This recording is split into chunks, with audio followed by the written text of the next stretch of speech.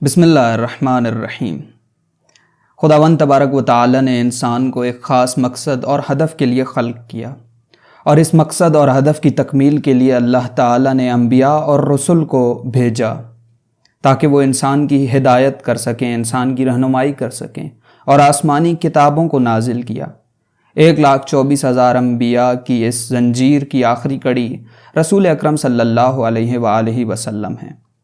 رسول اکرم صلی اللہ علیہ وآلہ وسلم کے بعد بھی اللہ تعالیٰ نے امت محمدی صلی اللہ علیہ وآلہ وسلم کو اپنے حال پر نہیں چھوڑا، بلکہ اس کی ہدایت اور رہنمائی کے لیے اپنے 12 خلیفہ کو منسوب کیا، 12 ائمہ کو منسوب کیا۔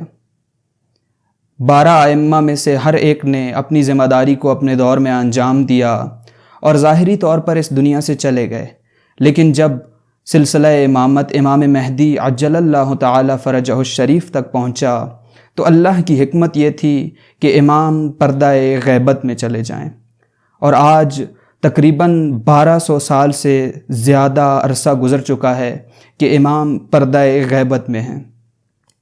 پردہ غیبت کے اس دور میں تشیع کا سب سے بڑا فریضہ یہ ہے کہ تشیع اپنے امام کے نزدیک ہو، اپنے امام سے فاصلہ کم کرے اور امام کے ساتھ قربت کو بڑھائے۔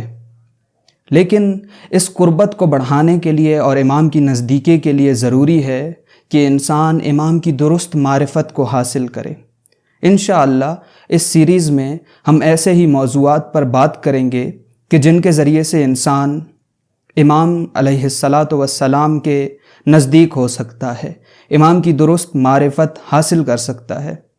لیکن گفتگو کا آغاز کرنے سے پہلے اس سیریز میں سب سے پہلی چیز اور سب سے پہلا نقطہ کہ جس کی طرف اشارہ کرنے کی ضرورت ہے وہ یہ ہے کہ ہمیں اس موضوع کے متعلق بات کرنے کی ضرورت کیوں ہے۔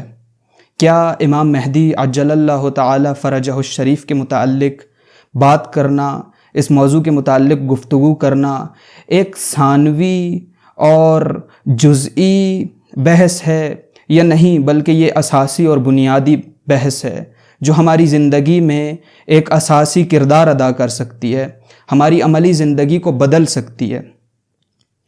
اس نقطے کی بہتر وضاحت کے لیے سب سے پہلے ہم دیکھتے ہیں کہ اعتقادی حوالے سے کتنا ضروری ہے کہ ہم اس موضوع کے متعلق بات کریں تاکہ ہمارے لیے بہتر یہ چیز واضح ہو سکے۔ آپ جانتے ہیں کہ انسان کی شخصیت اس کے اعتقادات تشکیل دیتے ہیں، یعنی انسان کی شخصیت اس کے اعتقادات کے ذریعے سے ہی تشکیل پاتی ہے۔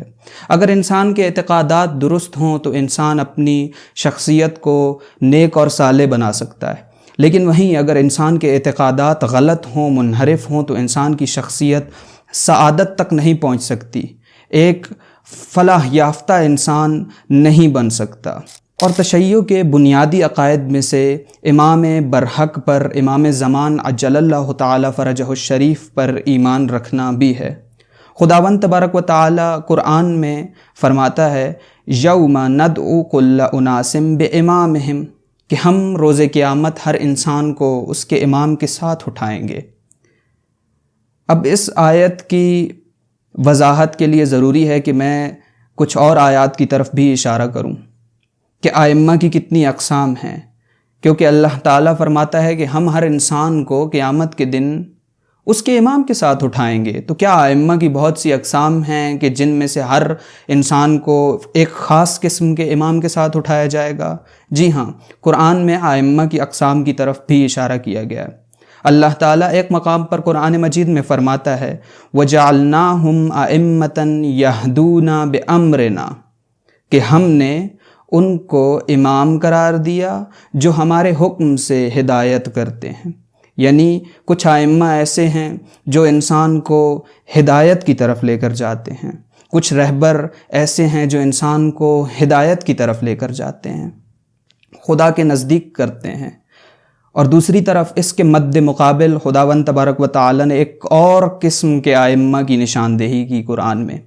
خداوند تبارک و تعالی فرماتا ہے وَجَعَلْنَاهُمْ أَئِمَّةً يَدْعُونَ إِلَى النَّارِ، کہ ہم نے کچھ ائمہ ایسے بھی قرار دیے ہیں جو لوگوں کو جہنم کی طرف بلاتے ہیں، آتش جہنم کی طرف دعوت دیتے ہیں۔ یہ ائمہ ہدایت کے مقابلے میں ائمہ نار ہیں جو انسانوں کو جہنم کی طرف لے جاتے ہیں۔ اب خداوند تبارک و تعالی نے اس آیت میں فرمایا کہ یوم ندعو کل اناس بامامہم، ہم ہر انسان کو اس کے امام کے ساتھ اٹھائیں گے۔ یعنی یہ کہ اگر انسان اپنی زندگی کو ائمہ ہدایت کے دستور العمل کے مطابق تنظیم کرے اور اس مطابق اپنی زندگی کو گزارے تو یقیناً اس انسان کو اللہ قیامت کے دن ائمہ ہدایت کے ساتھ ہی اٹھائے گا۔ لیکن اگر انسان کی زندگی خدا نخواستہ ایسے تنظیم ہو جائے کہ وہ اس رستے پر چل رہا ہو جو ائمہ نار کا رستہ ہے، تو پھر اس وقت انسان کو ائمہ نار کے ساتھ اٹھایا جائے گا۔ یہاں پر عمل میٹر کرتا ہے کہ انسان کس رستے پر چل رہا ہے۔ اگرچہ انسان کے دعوے بہت بڑے بڑے ہوں کہ میں فلاں ائمہ کا ماننے والا ہوں، میں ائمہ ہدایت کے رستے پر چلنے والا ہوں، لیکن اگر انسان کا عمل جو ہے وہ اس رستے کے مطابق نہیں ہے تو پھر انسان جو ہے وہ ائمہ ہدایت کے ساتھ محشور نہیں ہوگا یوم قیامت۔ بس پہلا نقطہ یہ ہے کہ چونکہ ہمارا مقصد اور ہمارا ہدف یہ ہے کہ ہم ائمہ ہدایت کے ساتھ محشور ہو سکیں، ہمارے لیے ضروری ہے کہ ہم ائمہ ہدایت کی درست شناخت اور معرفت حاصل کریں۔ تو اس حیثیت سے یہ موضوع بہت مہم ہو جاتا ہے۔ ایک حدیث میں آیا ہے کہ من مات ولم یعرف امام زمانہ مات میتۃ جاہلیہ، کہ وہ انسان جو مر جائے لیکن اپنے زمانے کے امام کی معرفت حاصل نہ کرے وہ جاہلیت کی موت مرا ہے۔ جاہلیت یہاں پر ہدایت کے مقابلے میں ہے، علم کے مقابلے میں نہیں ہے۔ یعنی وہ انسان جو اپنے زمانے کے امام کی معرفت حاصل نہیں کرتا اور اس دنیا سے چلا جاتا ہے، وہ گمراہ مرا ہے ایک طرح سے، وہ منحرف مرا ہے ایک طرح سے۔ لہٰذا اس حیثیت سے بھی ضروری ہے کہ ہم اس موضوع پر بات کریں۔ یہاں پر ایک اور نقطے کی وضاحت کرتا چلوں کہ یہ جو کہا گیا کہ جو انسان امام کی معرفت حاصل نہ کرے اور مر جائے تو وہ جاہلیت کی موت مرا ہے، تو یہاں سے ایک اور نقطہ بھی واضح ہوتا ہے کہ وہ انسان کہ جس کی موت جاہلیت کی موت ہے، یقیناً اس کی زندگی بھی جاہلیت کی زندگی ہی ہوگی۔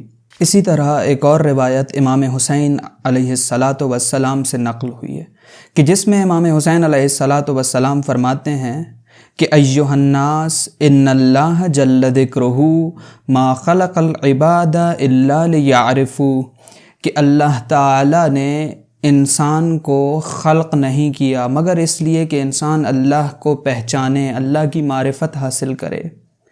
وَإِذَا عَرَفُوهُ عَبَدُوا، اور جب انسان اللہ کی معرفت حاصل کر لیتا ہے تو اس کا لازمہ یہ نکلتا ہے کہ انسان اللہ کی عبادت کرے۔ یہاں سے معرفت کا معنی بھی ایک طرح سے واضح ہو جاتا ہے کہ معرفت کا لازمہ یہ نکلتا ہے کہ جب انسان اللہ کی معرفت حاصل کر لیتا ہے تو پھر اس وقت انسان اللہ کی عبادت کرتا ہے۔ اسی طرح جب کہا جاتا ہے کہ معرفت امام ضروری ہے تو اس سے مراد بھی یہی ہوتا ہے، معرفت یعنی ایسی شناخت اور ایسی پہچان کہ جس کے ذریعے سے انسان امام کی اطاعت کر سکے، امام کے نزدیک ہو سکے۔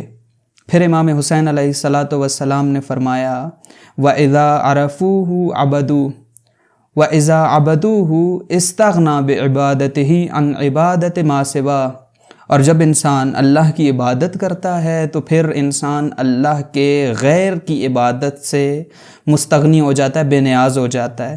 انسان کو پھر کسی غیر کی عبادت نہیں کرنی پڑتی، کسی غیر کے سامنے سجدہ نہیں کرنا پڑتا، کسی غیر کے سامنے سر نہیں جھکانا پڑتا۔ بقول اقبال کے کہ یہ ایک سجدہ جسے تو گراں سمجھتا ہے، 1000 سجدے سے دیتا ہے آدمی کو نجات۔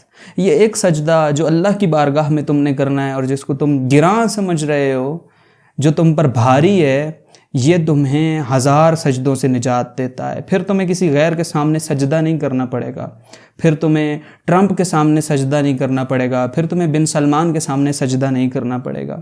جب امام حسین علیہ السلام نے یہ مطلب ذکر کیا تو ایک شخص نے سوال کیا، یبن رسول اللہ، اے رسول خدا کے فرزند، ما معرفت اللہ، اللہ کی معرفت سے مراد کیا ہے؟ اللہ کی معرفت ہے کیا؟ تو امام حسین علیہ السلام نے بہت ہی خوبصورت اور لطیف جواب دیا۔ امام حسین علیہ السلام فرماتے ہیں کہ معرفت اہل کل زمان امامہم الذی یجب علیہم طاعتہ، اللہ کی معرفت سے مراد یہ ہے کہ انسان اپنے زمانے کے امام کی معرفت حاصل کرے، وہ امام کہ جس کی اطاعت اس پر اللہ نے واجب قرار دی ہے۔ یعنی یہ کہ اگر چاہتا ہے انسان کہ اللہ کی معرفت حاصل کر لے تو انسان کے لیے ضروری ہے کہ انسان اپنے زمانے کے امام کی معرفت حاصل کرے، کیونکہ ان ہستیوں کی معرفت کے بغیر انسان اللہ تک نہیں پہنچ سکتا۔ یہ اللہ اور ہمارے درمیان رابطہ ہیں، واسطہ ہیں کہ جن کے ذریعے سے ہمارا رابطہ اللہ کے ساتھ قائم ہو سکتا ہے۔ ان کے بغیر تو انسان اللہ تک نہیں پہنچ سکتا۔ یہ وہ ہستیاں ہیں جو ہمیں اللہ کے نزدیک لے جا سکتی ہیں، یہ وہ ہستیاں ہیں جو ہمیں لقاء اللہ کے مقام تک پہنچا سکتی ہیں۔ بس ضروری یہ ہے کہ انسان اگر چاہتا ہے کہ اللہ کی معرفت حاصل کر لے، جو ایک طرح سے مقصد خلقت ہے انسان کا، تو انسان اپنے زمانے کے امام کی معرفت حاصل کرے۔ اور اسی وجہ سے ہم دعا میں پڑھتے ہیں کہ اللہم عرفنی حجتک فإنک ان لم تعرفنی حجتک ضللت عن دینی، کہ اے اللہ مجھے اپنی حجت کی پہچان کروا دے، معرفت عطا کر دے۔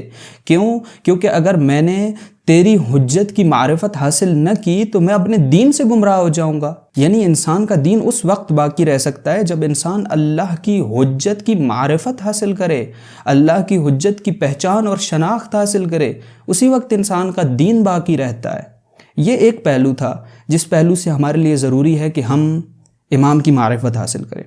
ایک دوسرا پہلو کہ جس کے ذریعے سے اس موضوع کی اہمیت بہت زیادہ بڑھ جاتی ہے، وہ ہے اجتماعی پہلو۔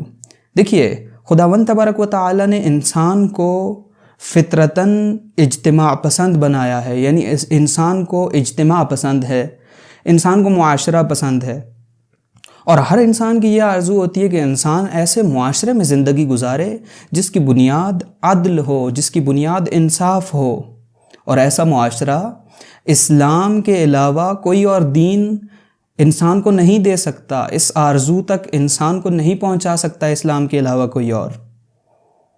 لہٰذا انسان کے لیے ضروری ہے کہ انسان اس ہستی کا منتظر رہے، اس ہستی کے بارے میں گفتگو کرے کہ جو ہمیں ایک روشن مستقبل کی امید دیتی ہے، ایک روشن مستقبل کی امید۔ یعنی کیا؟ یعنی یہ کہ جب انسان اس دنیا میں دیکھتا ہے کہ ہر طرف ظلم اور فساد بڑھ رہا ہے، ہر طرف فساد و فحشاء پھیل رہا ہے، ظلم اپنی انتہا کو پہنچ چکا ہے، انسانیت اپنی آخری سانسیں لے رہی ہے، انسانیت کا دم گھٹ رہا ہے، ہر طرف تاریکی تاریکی ہے، تو وہ انسان جس کے پاس امام جیسی ہستی نہ ہو وہ بعض اوقات مایوس ہو جاتا ہے۔ لیکن وہ انسان کہ جس کو پتہ ہے کہ میرا ایک امام ہے جو ایک دن ظہور کرے گا اور ظلم اور فساد کا خاتمہ کر دے گا، ظلم اور فساد مٹ جائے گا، ہر طرف عدل و انصاف ہوگا، زمین اپنے خزائن کو باہر پھینکے گی، زمین کی برکات زمین سے باہر آئیں گی، دین کے وہ اسرار جو چھپے ہوئے ہیں وہ ہمارے لیے ظاہر ہو جائیں گے، تو انسان کے اندر ایک امید پیدا ہوتی ہے۔ اور جب ایک انسان اور ایک معاشرے کے اندر اس چیز کی امید ہو تو پھر وہ انسان رکتا نہیں ہے، پھر وہ انسان نا امید نہیں ہوتا، بلکہ پھر انسان کوشش کرتا ہے کہ اپنے آپ کو اس ہستی تک پہنچائے، پھر انسان کوشش کرتا ہے کہ اپنی حرکت کو جاری رکھے اور اس وقت تک اپنے آپ کو پہنچائے کہ جب امام کا ظہور ہوگا۔ لہٰذا اس لیے بھی ضروری ہے کہ ہم امام کے متعلق گفتگو کریں۔ دیکھیے، وہ معاشرہ کہ جس کے اندر امید ہوتی ہے اس کے اندر جمود نہیں ہوتا، وہ معاشرہ حرکت میں رہتا ہے، اور جو معاشرہ حرکت میں رہتا ہے اسی کے اندر ہی تو استقلال پیدا ہوتا ہے، وہی تو انڈیپینڈنٹ معاشرہ بنتا ہے۔ لیکن وہ معاشرہ جو جمود کا شکار ہو جائے وہ کبھی انڈیپینڈنٹ معاشرہ نہیں بن جاتا، وہ کبھی اس کے در پر ہوتا ہے، کبھی اس کے در پر ہوتا ہے۔ لہٰذا مہدوی معاشرہ جو ہے وہ ہمیشہ انڈیپینڈنٹ اور مستقل رہنے کی کوشش کرتا ہے، اس کے اندر استقلال موجود ہوتا ہے۔ اس لیے بھی ضروری ہے کہ ہم امام کے متعلق بات کریں، مہدویت کے متعلق بات کریں۔ انشاءاللہ خداوند تبارک و تعالی سے دعا ہے کہ ہمیں امام زمانہ عجل اللہ تعالی فرجہ الشریف کی معرفت عطا فرمائے اور ہمیں امام کے اعوان و انصار میں ہونے کی توفیق عطا فرمائے۔